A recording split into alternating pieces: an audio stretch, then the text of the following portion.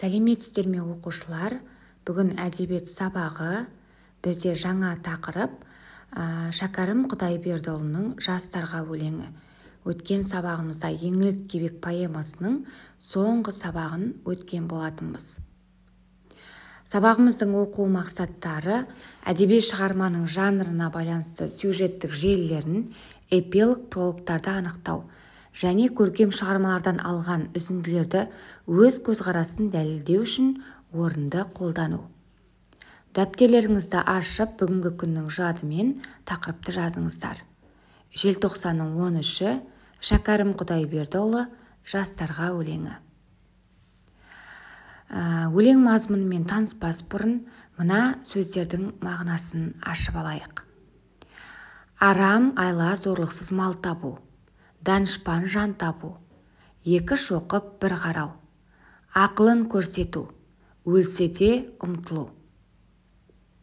Бұл тіркестердің мағынасы біздің өлеңіміздің мазмұнын айқындайтын болады.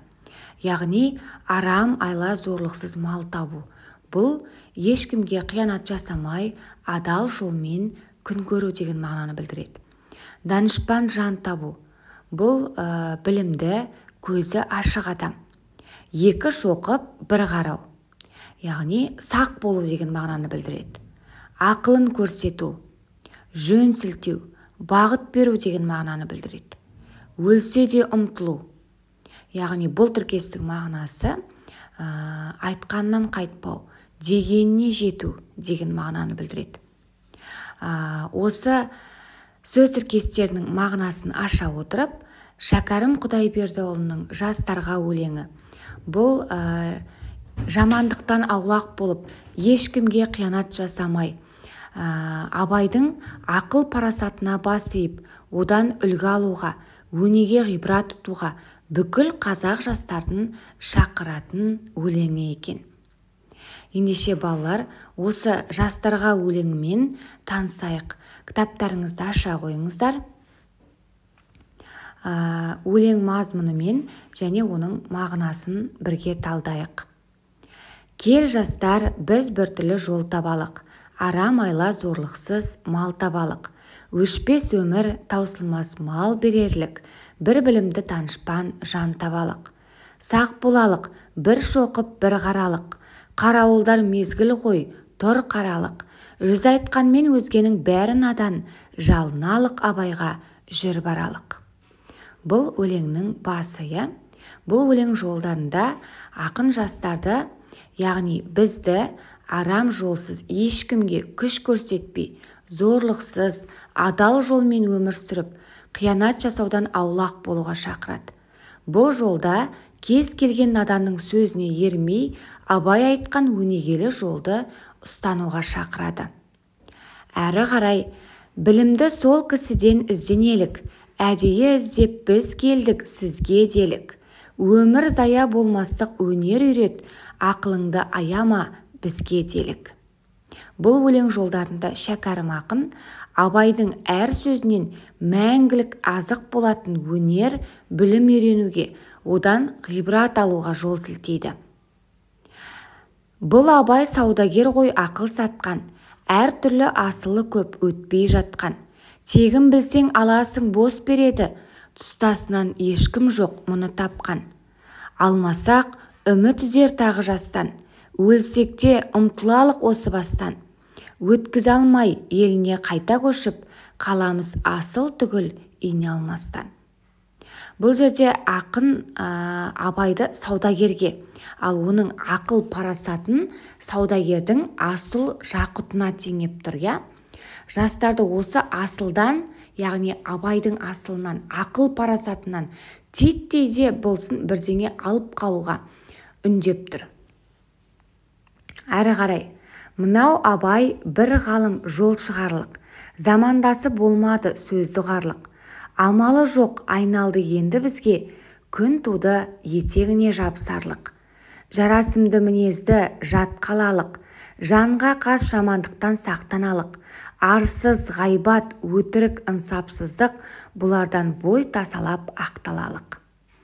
Бұл өлең жолдарында Абайды өз заманында бағалап, сөзін ұғар, яғни ақылын тыңдар, оны елер, көзі ашық, білімділердің болмағанын айтып тұр.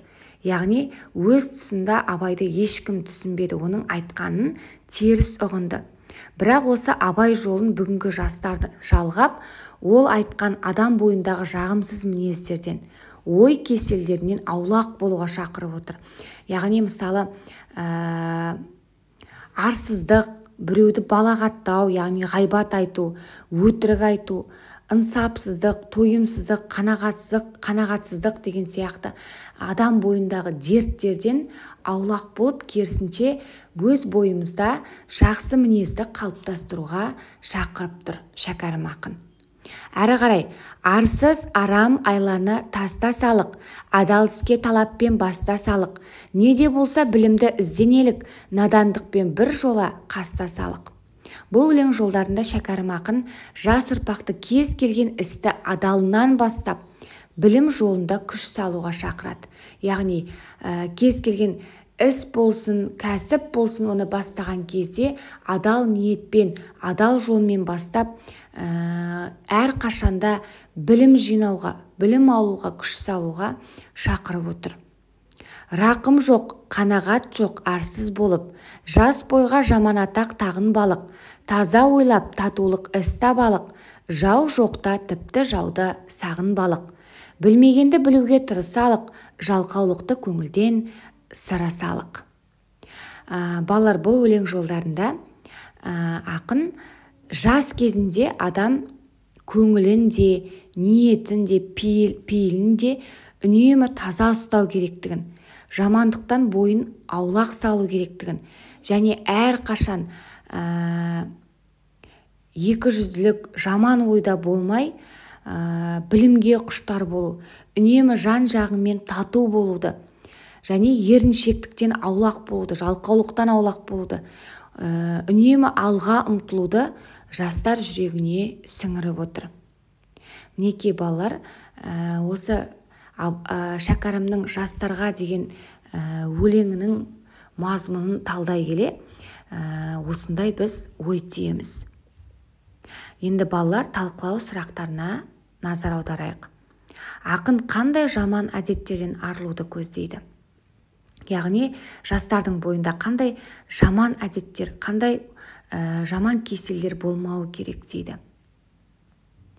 Яғни адам бойында, яғни әсіресе жас кезінде оның пейілінің, ниетінің таза болу керектігін айтады. Кез келген істе адалдықты талап етеді. Және ынсапсыздық, тойымсыздық, қанағатсыздық, біреуді балағаттау, ғайбат айту, өтірік айту сияқты қасиеттерден, арсыздық сияқты қасиеттерден аулақ болуға шақырады. Және онымен қатар еріншектік, жалқаулық сияқты қасиеттер ешқашан адамға опа таптырмайтынын айтады. Ақын өлеңінен қандай ой түйдіңіздер? Яғни шәкәрімнің осы жастарға деген өлеңінен біз қандай істе болмасын адал болуды, және жамандықтан, адам бойындағы жаман кеселді қасиеттерден, кесапатты қасиеттерден аулақ болып, білімге, өнерге ұмтылуға шақырады. Осындай жас біздің еліміздің тұтқасын ұстайтын болашақ азамат екенін баса айтады. Бүгінгі жастардың келбетіне қандай баға берер едіңдер? Балалар, бұл сұраққа жауапты сіздер өздеріңіз мұғалімге жолдаңыздар. Әрі қарай балалар, тапсырмалармен танысайық. Бірінші тапсырма екі жақты күнделік әдісімен өлеңдегі жастардың бойында болу керек қасиеттермен арылуы тиіс қасиеттерді топтастырып жазып шығасыздар. Дескриптор өлеңдегі ақын ұсынған жақсы қасиеттерді топтастырады, және жастар бойындағы жағымсыз қасиеттерді топтастырады. Бұл тапсырмаға 3 балл. Келесі екінші тапсырма, балалар, өлеңнің сюжеті, яғни сюжеті деп отырғанымыз бұл өлеңнің, яғни оқиғалардың бірінен кейін бірі өтуі ғой. Енді осы өлеңнің сюжетін сіздер сәйкестендіріңіздер. Яғни басталуы, байланысуы, дамуы, шиеленісуі, шарықтау шегі шешіміне өлеңнің қай тұсы сәйкес келеді, осыны сәйкестендіресіздер. Бұл тапсырмаға да 3 балл беріледі. Әрі қарай балалар, 3-ші тапсырма. Мына үзіндінің мағынасын 4 сөйлем әдісімен ашыңыздар. Жарасымды мінезді жат қалалық, жанға қас, жамандықтан сақтаналық. Арсыз ғайбат, өтірік, ынсапсыздық, бұлардан бой тасалап ақталалық. Осы өлеңнің көзқарасыңызды, осы өлеңнің мағынасын сіздер 4 сөйлем әдісімен ашасыздар. Тапсырмаға 4 балл беріледі. Ендеше балалар өлеңнің мазмұнын түсініп, мұқият қарап, қайтадан түсінбеген жеріңізді қайтадан тыңдап болғаннан кейін тапсырмаларды орындап, міндетті түрде мектеп еду сайтына саламыз. Мұғалімге жолдаймыз. Назарларыңызға рахмет. Бүгінгі сабақ сіздерге ұнады деп ойлаймын.